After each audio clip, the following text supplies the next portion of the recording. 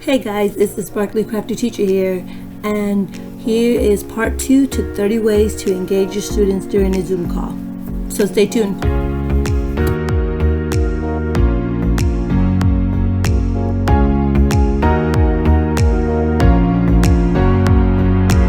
So you pick a letter and then have each player choose a celebrity, hint the name, a place, an animal, or a thing that starts with that letter.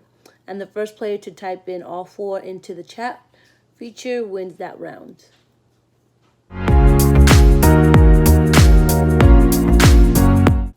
So you have one student select another student's background without letting them know, and they're calling out random characteristics of an object in their background, and the students has to guess what object is being described.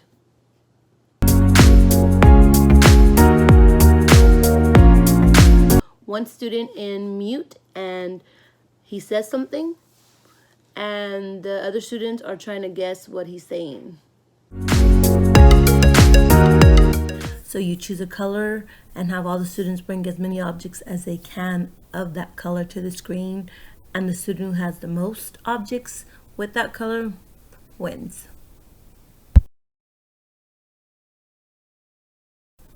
You can also play 20 questions, so you have the students bring an object and keep it away from the screen, and have the other classmates ask questions, and the students will answer the questions. The students will try to guess what object the other student has to show. You have the students send you the answer in a private chat beforehand. So a tool you might want to use is called Wheel of Names. It's a website, and you can use this as a student name generator. So if you have questions you want to ask students, you can put their name on the wheel and spin it. You can do raffles with this or door prizes. You can easily add the students' names.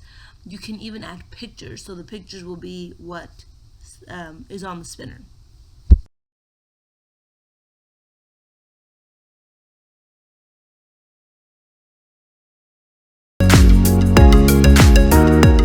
So you create a list of items that you want your students to find. You might want to make these a little bit easy, things that they'll easily find around the house. You can have a theme, so maybe beach items during the summer months. And here's a list of items I asked my students to find when we did our scavenger hunt. So another thing you could do is a dance break. So you can take a minute to do a dance break with the students. You can do a pre-selected video through YouTube and have the students follow along, or you can use a gold noodle activity. So those videos have educational concepts, so you might want to use the gold noodle video as well. You can also have one student try to teach everyone a choreographed dance. You could also do pass it on. You can have every student find the same object, such as a cup or maybe a bottled water or a pencil, and you want to make a video where it looks as if they're passing it to the next person in the screen. Now this might take a little bit of some choreography because you have to make sure that the person that is next knows that they're next, so you might have to call on them. Another thing you can do is host a live Kahoot game. So you can find a game that's related to a concept that you've taught, or maybe just make it a fun Kahoot game, but just make sure that they all log in and you can go ahead and just quickly play live. Now my favorite activity to do would be a virtual escape room.